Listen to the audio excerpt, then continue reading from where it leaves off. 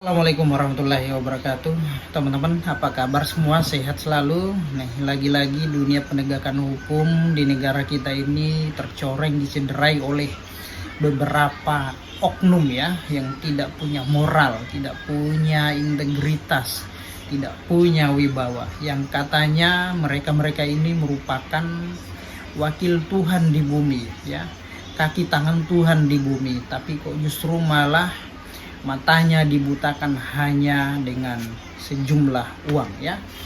Jujur saya kecewa, sangat malu mendengar informasi ini, melihat informasi ini melalui berita-berita ya, karena ini menyangkut nama baik penegak hukum di negara kita ya, yang mereka ini tidak punya integritas, tidak punya wibawa, tidak punya moral ya, menggadaikan integritasnya hanya dengan sejumlah uang, teman-teman ya.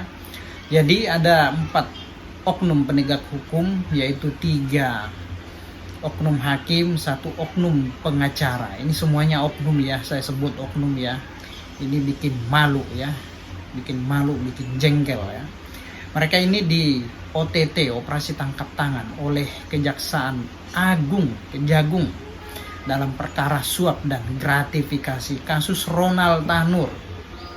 Sejumlah dokumen disita dan sejumlah besar uang yang nominalnya hampir 20 miliar rupiah, teman-teman ya. Lumayan ya, harga yang sangat fantastis, 20 miliar ya. Matanya dibutakan dengan puluhan miliar ya, sehingga dia harus merusak, menggadaikan integritasnya, menggadaikan wibawanya ya. Teman-teman, perkara ini sebenarnya perkara lama ya. Jadi kasus Ronald Tanur ini pada saat diperiksa dan diadili di Pengadilan Negeri Surabaya ya, Ronald Tanur didakwa dituntut melakukan pembunuhan terhadap pacarnya. Ini kejahatan tentang nyawa ya. Nah, dalam fakta persidangan, Ronald Tanur ya telah diduga melakukan pembunuhan terhadap pacarnya. Namun dalam perkara ini diadili oleh 3 hakim ya. Dalam putusannya memutus bebas Ronald Tanur, padahal dalam fakta persidangan telah disajikan semua itu, bukti-bukti petunjuk ya.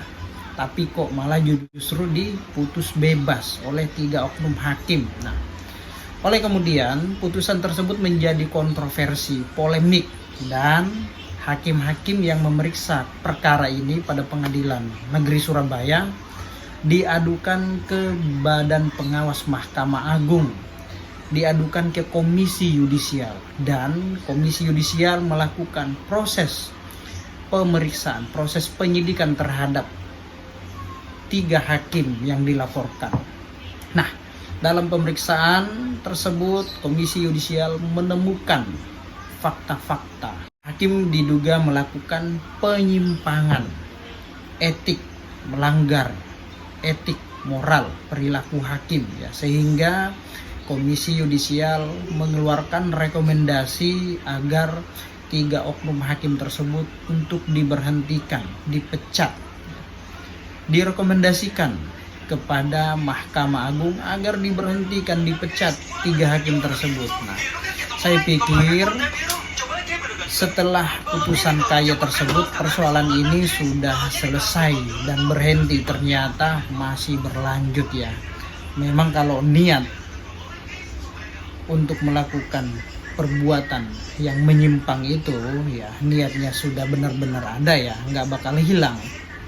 Dilanjutkan ternyata ya. Kejaksaan Agung telah melakukan operasi tangkap tangan terhadap ketiga oknum hakim tersebut dan 1 pengacara. Uang sebesar 20 miliar telah disita dari apartemen mereka masing-masing. Wow, luar biasa ya.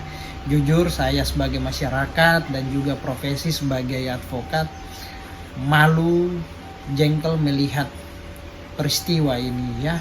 Jadi kita berharap ya mereka-mereka ini lanjut di proses hukum, tidak hanya dipecat, diberhentikan, tetapi juga harus dijatuhi hukuman yang seberat-beratnya.